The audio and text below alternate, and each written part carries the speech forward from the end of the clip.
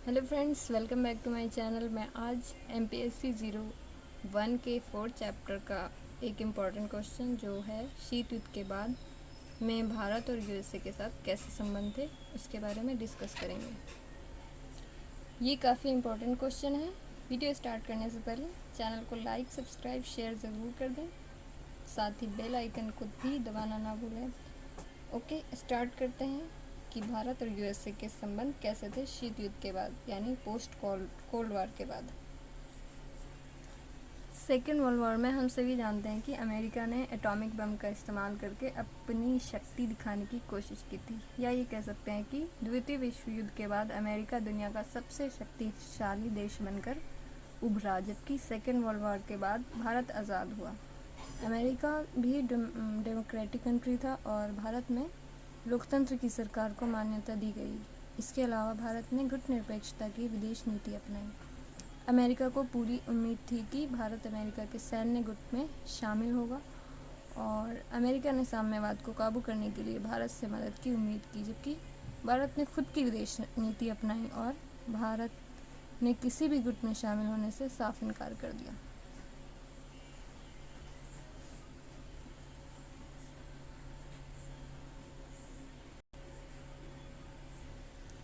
भारत के शुरुआती विकास में अमेरिका ने बहुत ज़्यादा आर्थिक और तकनीकी सहायता प्रदान की, लेकिन शीत युद्ध के दौरान भारत और अमेरिकी संबंध निम्नलिखित कारणों से अच्छे नहीं रहे। तो देखते हैं कि शीत युद्ध के दौरान भारत और अमेरिका के संबंध कैसे थे।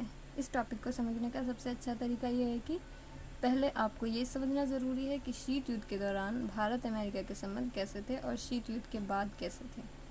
शीत युद्ध के दौरान भारत ने सार्वजनिक उद्यमों की प्राथमिकता का सिद्धांत अपनाया, जबकि अमेरिका ने निजी उद्यमों को बढ़ावा वाला सिद्धांत अपनाया। यानी कि भारत ने सरकारी प्राथमिकता के सिद्धांत को अपनाया और समाजवाद की पॉलिसी की ओर ध्यान दिया, लेकिन वहीं अमेरिका के एकदम मुख्तलिफ ख्यालात थे। अमेरिका ने पूंजीवाद को बढ़ावा दिया और निजी उद्यमों को बढ़ावा देने के सिद्धांत को अपनाया। इस कारण से भारत और अमेरिका के आर्थिक अंतर को अमेरिका ने स्वीकार नहीं किया, या ये कह सकते हैं कि अमेरिका को भारत के द्वारा सरकारी उद्यमों को तरजीह देना और अमेरिका के पूंजीवाद के सिद्धांत को अपनाने से मना करना, ये बात अमेरिका को पसंद नहीं आई। सेकेंड पॉइंट है, भारत की गुटनिरपेक्ष नीति को भी अमेरिका ने मंजूरी नहीं दी। क्यों? क्योंकि अमेरिका को ऐसा लगता था कि भारत सोवियत संघ से मिलकर गुटनिरपेक्ष की नीति की आड़ में कुछ ऐसा कर रहा है जिससे हम खतरे में पड़ सकते हैं। ऐसा अमेरिका का सोच था। तीसरा पॉइंट है, भारत द्वारा सोवियत संघ के साथ बेहतर संबंधों को भी अमेरिका ने शक की नज़रों से देखा। ये बात तो तय है कि भारत ने भले ही शीत युद्ध के वक्त गुटनिरपेक्षता की नीति अपनाई, लेकिन भारत का झुकाव सोवियत संघ की तरफ ज़्यादा था। फोर्थ पॉइंट है, 1961 में भारत के जरिए गोवा को पुर्तगालियों से आज़ाद कराने के लिए अभियान चलाया गया। भारत हालांकि 1947 में आज़ाद हुआ, लेकिन गोवा, दमन दीव और लक्षद्वीप, इन सबको भारत ने पुर्तगाल से आज़ाद कराया था, क्योंकि ये पुर्तगालियों के कब्ज़े में था और ये 1961 में आज़ाद करा के भारत में शामिल किया गया था। इस वजह से अमेरिका और पुर्तगाल के संबंध अच्छे थे, या ये कह सकते हैं कि इन दोनों के बीच मैत्रीपूर्ण संबंध थे। भारत ने जब गोवा को आज़ाद करा के भारत में शामिल कर लिया तो अमेरिका ने पुर्तगाल का साथ दिया और भारत के खिलाफ हो गया। इस कारण भी दोनों देशों के बीच संबंध अच्छे नहीं थे। ये भी एक रीज़न है। फिफ्थ पॉइंट है, 1965 एंड 1971 के भारत एवं पाकिस्तान युद्ध। ये वो दो युद्ध थे जिसमें भारत अमेरिका के संबंध बिल्कुल ख़राब चल रहे थे। इन दोनों सालों में भारत का पाकिस्तान के साथ युद्ध हुआ और अमेरिका ने खुलेआम पाकिस्तान का सपोर्ट किया और अमेरिका ने भारत की आर्थिक सहायता पर रोक लगाकर पाकिस्तान की सैनिक, आर्थिक तथा हथियार देकर मदद की। तो इस कारण भी भारत अमेरिका के संबंध अच्छे नहीं रहे। उसके बाद काफ़ी मतभेद रहे दोनों देशों के बीच, जैसा कि देख सकते हैं। उपरोक्त मतभेदों के बावजूद ये कह सकते हैं कि इन सब कारणों के बावजूद 1962 में भारत चीन युद्ध में अमेरिका ने भारत को पूरा समर्थन दिया तथा भारत को तकनीकी और आर्थिक सहायता प्रोवाइड की। 1960 के दशक में भारत में भयंकर अकाल पड़ा और भारत को भूखमरी और खाद्यान्न की भारी कमी का सामना करना पड़ा। तब अमेरिका ने खाद्यान्न देकर भी भारत की मदद की। तो हमें ये पता चलता है कि शीत युद्ध के बाद अमेरिका और भारत के संबंध बेहतर न होने के बाद भी अमेरिका की आर्थिक मदद को पीछे नहीं हटा। इसके बाद देख लेते हैं कि शीत युद्ध के बाद भारत यूएसए के संबंध। वो तो था कि शीत युद्ध के दौरान संबंध कैसे थे, और अगला है शीत युद्ध के बाद भारत यूएसए के संबंध कैसे थे। शीत युद्ध के बाद 1991 में जैसे सोवियत संघ का विघटन होता है, तो भारत ने आर्थिक सुधारों को अपनाया और उदारीकरण तथा निजीकरण की नीति अपनाई।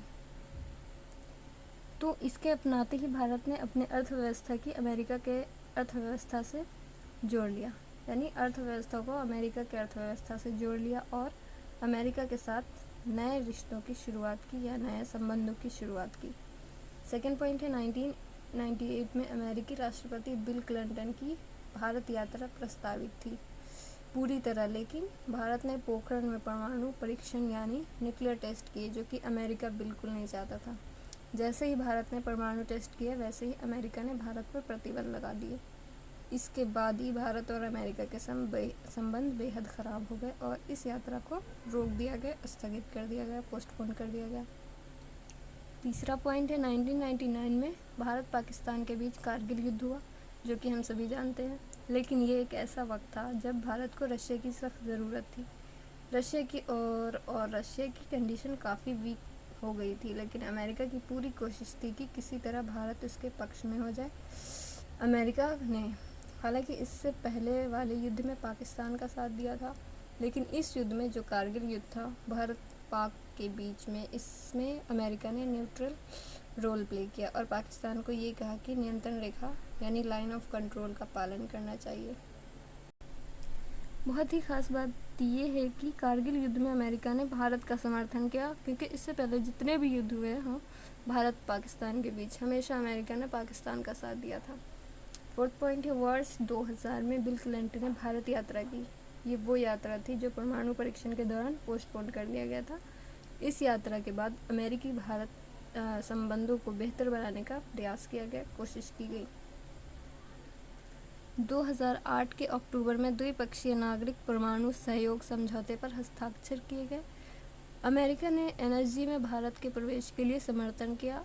अब यहाँ ध्यान देने वाली बात यह है कि हमेशा भारत के ऊपर कड़े प्रतिबंध लगाए गए हैं और ये कहा गया है कि भारत को CTBT पर साइन करना चाहिए, लेकिन फिर भी भारत को ऊर्जा में समर्थन के लिए अमेरिका ने पूरा समर्थन किया है। भारत ने CTBT पर भी साइन नहीं किया ताकि परमाणु हथियार रख सके और दूसरे देशों से कच्चा माल और यूरेनियम खरीद सके। ये काम भारत ने अपनी शर्तों पर किया है, जो बहुत ही बड़ी उपलब्धि है भारत के लिए। अब यहाँ पर संबंधों में निर्णायक बदलाव देखने को मिलते हैं, जो है वर्ष 2003 में भारतीय प्रधानमंत्री न्यूयॉर्क में एशिया सोसाइटी के सामने भाषण देते हुए ये कहते हैं कि भारत और अमेरिका स्वाभाविक मित्र हैं। 2010 में अमेरिकी राष्ट्रपति बराक ओबामा ने पहली बार यूएनओ की सुरक्षा परिषद की स्थायी सदस्यता के लिए भारत का समर्थन किया। ये बहुत बड़ा बदलाव था अमेरिका की नीति यानी पॉलिसी में। 2014 में सत्ता में बहुत बड़ा बदलाव देखने को मिला, क्योंकि नरेंद्र मोदी सत्ता में आए भारत के प्रधानमंत्री के रूप में और उन्होंने अमेरिका की यात्रा की। इस दौरान अमेरिका के राष्ट्रपति बराक ओबामा को 66वें गणतंत्र दिवस का निमंत्रण देकर मुख्य अतिथि के रूप में आने की पेशकश की, ताकि दोनों देशों के बीच संबंध बेहतर अच्छे हो सके और विश्वास बढ़े दोनों देशों के बीच। फोर्थ पॉइंट है 2014 में अमेरिका द्वारा एक विजन स्टेटमेंट चलाया गया जिसका नाम था चले साथ साथ, जारी किया गया। इस मिशन स्टेटमेंट में सुरक्षा, आतंकवाद, जलवायु, क्लाइमेट परिवर्तन, आर्थिक विकास, निशस्त्रीकरण आदि मुद्दों पर एक दूसरे से सहयोग की बात की गई। सितंबर 2018 में ह्यूस्टन टेक्सास में आयोजित हाउडी मोदी एक कार्यक्रम चलाया गया। उसके जवाबी स्वरूप में ही नमस्ते ट्रंप का आयोजन 24 फरवरी 2020 को अमेरिका के राष्ट्रपति डोनाल्ड ट्रंप की आवभगत में अहमदाबाद के सरदार पटेल स्टेडियम में किया गया। इस आयोजन में 1 लाख से भी ज़्यादा लोगों की मौजूदगी बताई गई। 6 पॉइंट है चीन के साथ संघर्ष में भी यूएसए भारत का समर्थक रहा है, क्योंकि अमेरिका चाहता है कि चीन एशिया में रोका जाए और ये काम भारत के अलावा कोई नहीं कर सकता, इसलिए अमेरिका लगातार भारत का समर्थन करता है। लास्ट पॉइंट है भारत अमेरिका संबंध प्रमुख रुकावटें। कुछ रुकावटें हैं। ऐसा माना जाता है कि दो देशों के बीच संबंध चाहे कितने भी अच्छे क्यों ना हो, थोड़ी बहुत रुकावटें आती रहती है। अमेरिका ने रूस, ईरान और उत्तर कोरिया का मुकाबला करने के लिए एक रूल बना रखा था जिसका नाम है काटसा, काउंटर अमेरिका के सलाहकारों के माध्यम से स्वीकृति अधिनियम। इन देशों के साथ कोई भी व्यापार अमेरिका से प्रतिबंधों को आमंत्रित करेगा। इसी तरह यदि अमेरिका भारतीय राष्ट्रीय हित को बढ़ावा देने में मददगार हो सकता है तो भारत द्वारा अमेरिका के साथ घनिष्ठ सहयोग से काम करने में कुछ भी गलत नहीं है। वैसे भारत यूरोपीय संघ, फ्रांस और रूस जैसी प्रमुख शक्तियों के साथ मिलकर बहुध्रुवीय विश्व की दिशा में काम कर रहा है। तो फ्रेंड्स, आई होप कि ये वीडियो आपके लिए एग्ज़ाम में हेल्पफुल हो सकती है। वीडियो अच्छी लगे तो लाइक, सब्सक्राइब, शेयर ज़रूर कर दें ताकि हमारा मोटिवेशन बना रहे और इसी तरह की और वीडियोस डालते रहें आप लोगों के लिए। अगर किसी टॉपिक पर वीडियो बनाना हो तो हमें कमेंट करके अगर किसी टॉपिक पे वीडियो बनाना हो तो हमें कमेंट करें। वीडियो देखने के लिए तहे दिल से शुक्रिया।